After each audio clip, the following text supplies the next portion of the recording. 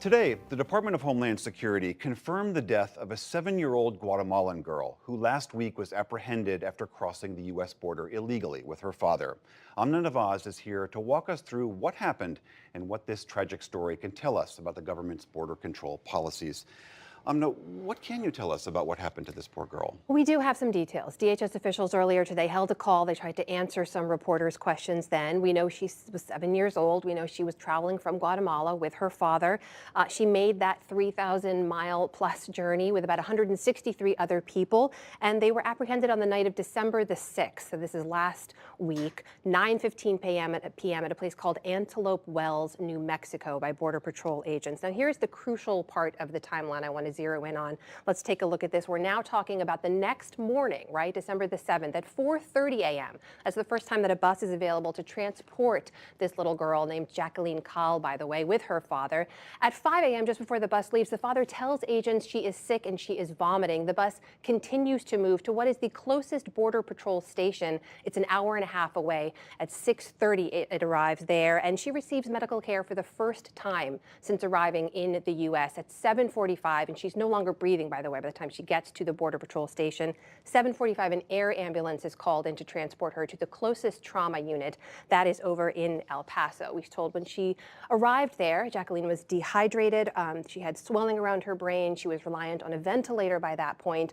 The next morning, December the 8th, this 7-year-old girl dies. Now, one of the big questions is, why did it take so long to get her medical attention? Here's where a map is incredibly useful to know where we're talking about. That base, Antelope Wells in New Mexico, it's in an incredibly remote part of the country. There is water on site, we're told by DHS. We don't know if Jacqueline had any. There is no medical staff there. And from that base, they have to drive 95 miles to that closest Border Patrol station you see up in Lordsburg. That's 95 miles of nothing. There's no facilities, no towns, no medical support along the way.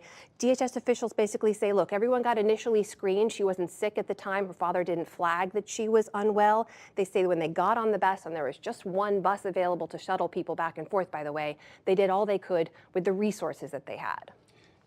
On this issue of resources, Yeah. I mean, it does seem like a relatively small response, given that DHS knows that these people are coming in places like this. Yeah. Is DHS saying we need more because we know these people are arriving? Not really. I mean, look, in terms of resources, there were 4 border agents there, the one bus we mentioned. That's not unusual overnight like that. We know that they regularly handle groups this size. They say they get around 100 to 300 people at a time. And we know the numbers of children they're encountering, those are going up. Those have been going up. Take a look at this other graphic we can show you now. This is what we call family unit apprehensions. These are adults arriving with children. That's been going up steadily over the last 4 months. The most recent numbers last month, 52,000. That's been going up, by the way, since 2012. And basically, groups who track this say when the threats change down in Central America, so did the demographics of the group arriving here. The difference is that we, as a government, we as a country, haven't been doing anything to change how we're receiving them and caring for them, even though we know that they're coming. If you want to understand, though, how the administration is viewing this, take a listen to how Deputy White House Press Secretary Hogan Gidley responded earlier today when he was asked about Jacqueline's death. Southern border. It's a horrific situation. There's no two ways about it, and it's a sad time, but it's also senseless. It's a needless death, and it's 100% preventable. Does the administration take responsibility for a parent taking a child on a trek through Mexico to get to this country? No. So, William, they made clear, right? The responsibility is not with them for failing to provide adequate care. It's with the parents for bringing them to the border in the first place. Separate from this one particular tragedy, we know that there are lots of concerns about all the other young people who are being kept in U.S. custody right now. Yeah. Can you tell us, you've been doing so much reporting on this, what is the status of those other people? Yeah, we should mention there's now an investigation into this young girl's death led by the Inspector General. We also should mention we have now more migrant children in U.S. government care than ever before in history. It's about 15,000. And we also know that they're staying in our care longer. And that's because this administration administration has put into place rules that prevent them and slow their release to family members who've usually been coming forward pretty quickly to get them. Children now stay in our care and custody for about 60 days. And it's in a system that's not designed to keep children long term.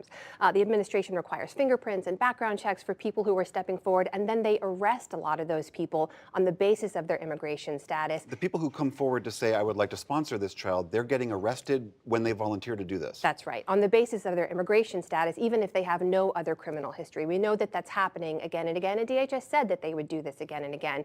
I think the thing to focus in on here is now we know that more children will be arriving, and we're not prepared to handle them. And I'll share with you just one story I heard from an advocate who was down on the border interviewing migrant children. She talked to a young girl from Guatemala, and she asked her, why did you make this journey? You know how dangerous it is. You know that children don't do well on this.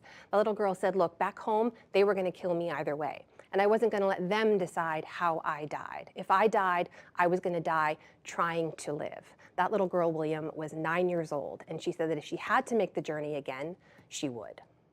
Amna, thank you very much. Of course.